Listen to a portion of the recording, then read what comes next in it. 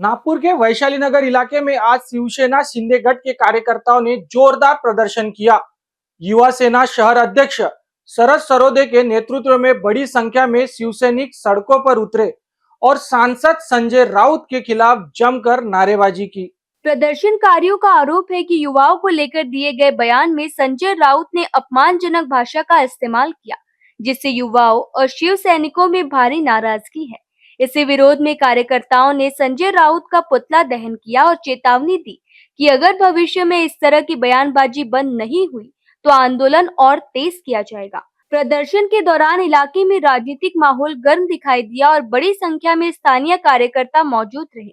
फिलहाल युवाओं को लेकर दिए गए बयान पर सियासत तेज हो गई है। शिंदे गुट के कार्यकर्ताओं ने साफ कर दिया कि वे युवाओं और अपने नेताओं के सम्मान पर किसी भी तरह की टिप्पणी बर्दाश्त नहीं करेंगे। मी शिवसेना युवा सेनेचा जिल्हा प्रमुख शरद सरोदे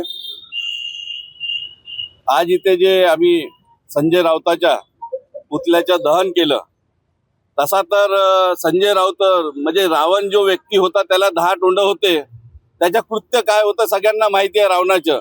त्यापेक्षा घाणेरडं कृत्य, रावणापेक्षा घाणेरडं कृत्य संजय राऊताचं आहे। हा 10 तोंडी आहे, हा केव्हा काय बोलेल आणि हा जेव्हा पण बोलते, मी त्यांच्या पक्षातल्या नेत्यांना सांगतो की त्यांच्या संजय राऊत कडून सांभाळून राहा। जसा रावणाचं दहन झालेलं होतं, हा संजय राऊत एक दिवस तुमचं पण दहन करणार। संजय राऊतापासून सांभाळून राहा। आणि संजय राऊत, तुम्ही काय युवाला आखता? युवाची ताकद काय माहिती आहे तुम्हाला? मला असं वाटतंय सकाळी उठता, पेपरात काय बोलायचं, मीडियात काय बोलायचं तितकं बघता आणि झोपता, तितकंच काम तुम्ही करता। नाहीतर तुम्हाला महाराष्ट्राच्या युवाची ताकद बघायची असेल, मला असं वाटते कदाचित असं असेल की तुमच्या पक्षाच्या उभाटामध्ये युवा सेनामध्ये कोणी असे नेते कर्तृत्वान वाचले नसेल, म्हणून तुम्हाला असं वाटते का युवा नेतृत्व महाराष्ट्रामध्ये वाचलेलं नाही। पण संजय राऊत, तुमचा पुतळा तिथे दहन केलेला आहे आम्ही युवा सेनेवाल्यांनी, जिथे रावणाचा पुतळा दहन होते। रावणाचा पुतळा फक्त वर्षातून एकदा होते।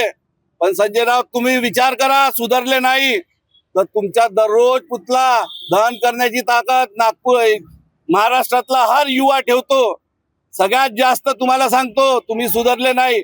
हा आता इथे पुतळा जळलेला आहे, मुंबईत येऊन तुमच्या घरासमोर जाळाला नागपूर शहरातली युवा सेना कधी मागे हटणार नाही। सुधरा, तुम्हाला आता सुधरा आणि महाराष्ट्राच्या युवकाला माफी मागा।